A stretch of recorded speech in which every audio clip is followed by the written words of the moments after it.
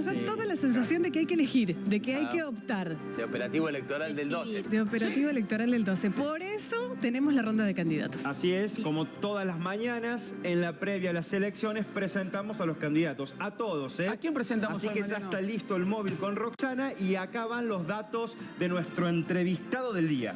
Nuestro candidato a gobernador, Carlos Bianco, que tiene 64 años y representa a la UCD en Córdoba. Es abogado y el trabajo actual es en un estudio jurídico. A ver cuál es su trayectoria política. Exdiputado provincial en 2 periodos, ex senador por el departamento de San Martín.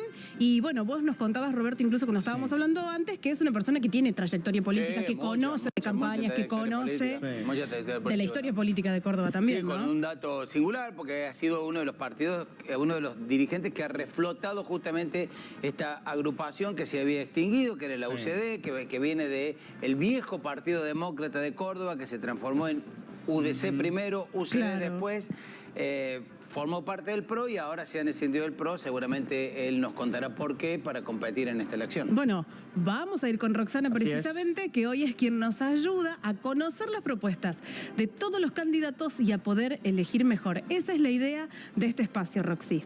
Te escuchamos, Roxy. Te estamos viendo también, ¿eh? Sí, Alejandra, y chicos, allí empiezo. Bueno, estaba pensando, yo que tengo tantos años en la calle, el señor Bianco hace 20 años dio un portazo, y se fue de la política.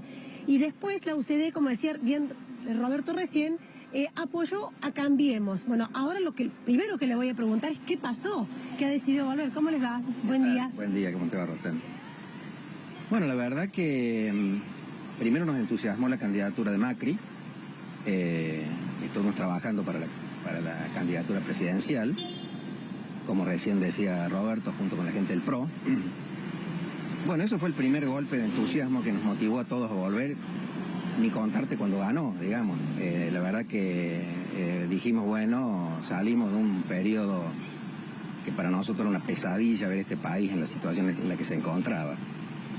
Pero bueno, en estos 4 años cambiaron muchas cosas. Vos fíjate, la fundamental es que Córdoba votó a Macri con el 72% de los votos, es decir que hay un 72% de cordobeses que votó esta opción de que se termine el populismo, que se termine el reparto, que es la hora de trabajar, de que se premie el esfuerzo a la iniciativa privada. Y nuestros ex compañeros, tanto del PRO como del radicalismo, no han sabido interpretar a esa enorme cantidad de cordobeses, no lo han sabido defender inclusive, porque mucha culpa de la pobreza por la que pasa Córdoba tiene que ver con este pésimo sistema de distribución en donde todo se lo lleva a la capital y poco queda en Buenos Aires. Y bueno, este electorado se quedó sin propuestas y sin dirigencia, lo que es realmente una cosa inaudita para semejante caudal electoral que tenía. La posición del PRO también fue muy vacua en lo que hace a oposición y su presencia ha sido bastante poco proporcional a la cantidad de votos que tuvo. Así que bueno, decidimos, como bien se decía, nos juntamos un grupo de dirigentes que venimos de la rama del Partido Demócrata de Córdoba. ¿Y con qué propuestas, Carlos?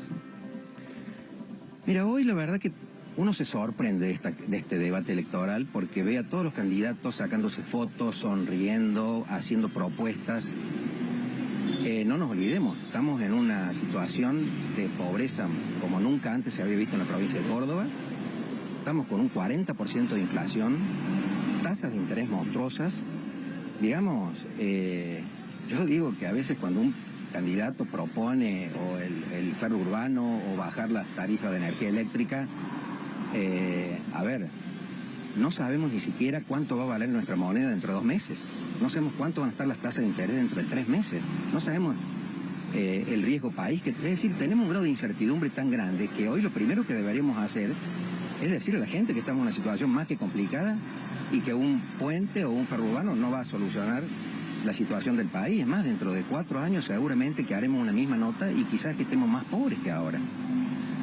Si vos me preguntás por nuestra propuesta es la Constitución.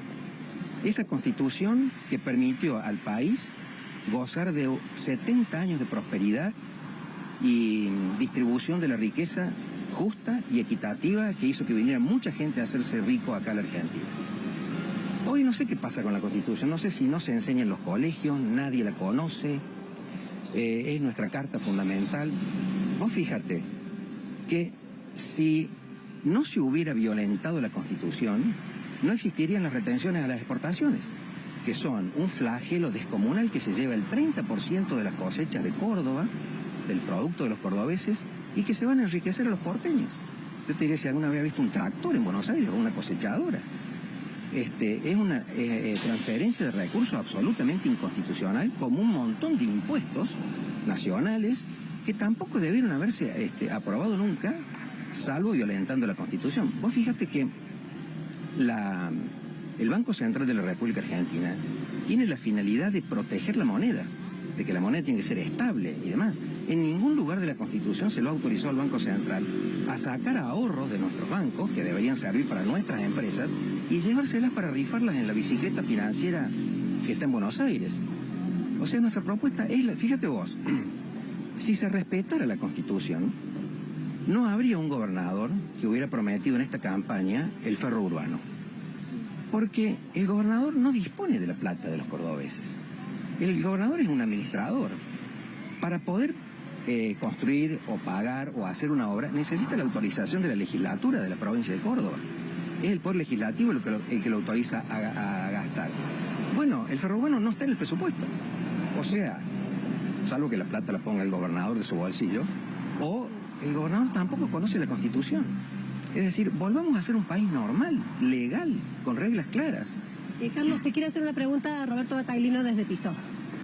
Bueno, lo decías un poco recién, Carlos, pero ¿cuál fue, más allá de lo político, desde lo personal, esa decisión que vos tomás de alejarte de la política, donde ocupabas un rol central, lo veíamos recién en la placa, habías sido legislador, participaste activamente cuando la UCD tuvo la alianza con el peronismo y llegó a responsabilidades de gobierno, al menos en la ciudad de Córdoba? ¿Cuál fue esa decisión de recluirte en tu actividad privada, de dejar la cosa pública y de ahora volver? ¿Qué pasó en el medio? ¿Por qué lo decidiste? Bueno, mi retiro de la actividad pública tuvo mucho que ver, una importante presión familiar. Tuve algunos problemas de salud que por suerte los he superado, así que... Pero bueno, estoy en una etapa de mi vida que hoy dispongo de tiempo y me parece que es el momento de hacer un aporte ante esta situación tan lacerante que vive hoy toda la Argentina y sobre todo Córdoba. Fíjate, Roberto, yo cuando era legislador, nunca hemos visto una Córdoba con el 32% de gente por debajo de la línea de pobreza. Por eso nos pareció, junto con un grupo de amigos como Daniel Lugatti, que me acompaña en la fórmula de gobernador y vice, y con un partido con tanta trayectoria como es el Partido Demócrata, que era el momento de hacer un aporte, aunque sea con estas notas y demás, hacer docencia y sobre todo despertarlo a los argentinos. En Córdoba es una provincia riquísima, que tiene recursos naturales, tiene recursos humanos, tiene personal calificado. No nos merecemos esto. Y eso no temés que te acusen de ser funcional, sí. Ponerle de ser funcional, en este caso, al peronismo gobernante, hacemos por Córdoba, al restarle votos a Cambiemos. ¿Temés esa acusación? ¿La has recibido? Roberto, lo de Cambiemos es una vergüenza. Digamos, ¿no? La verdad es que un partido que ha tenido un apoyo tan mayoritario en Córdoba y que esté hoy partido en 4 pedazos con un sector del radicalismo por un lado, con un sector del radicalismo, ante estas circunstancias de crisis que vive, yo te digo honestamente, lo respeto mucho al gobernador, pero no lo conozco personalmente y la decisión que hemos tomado nosotros es definitiva. La UCD, que espero que nos transforme pronto en Partido Demócrata de Córdoba, ya hemos iniciado el expediente para cambiar nuestro nombre. La UCD de ahora en adelante va sola, esperamos volver a ser la tercera fuerza política que fuimos en su momento y desde ahí seguir construyendo para defender esa clase media emprendedora que tiene Córdoba, que hoy no tiene una dirigencia ni tiene un proyecto político que lo represente. Está claro, Carlos. Mariano te saluda. Te quiere hacer una consulta. Sí, porque ¿Cómo te va, Mariano? leyendo algunas de tus propuestas figura el tema del Estado más austero. Así brevemente y de lleno a la Así propuesta concreta, ¿cuáles son los mecanismos para lograr un Estado más austero en el medio de este contexto en donde todos sabemos que es poco eficiente, la cantidad de ñoquis que hay, el amiguismo, la gente que es familiar, la gente que no cumple las horas que debe cumplir, propuestas concretas para hacer eso un lema de campaña como es en tu caso, ¿no? La austeridad. Absolutamente.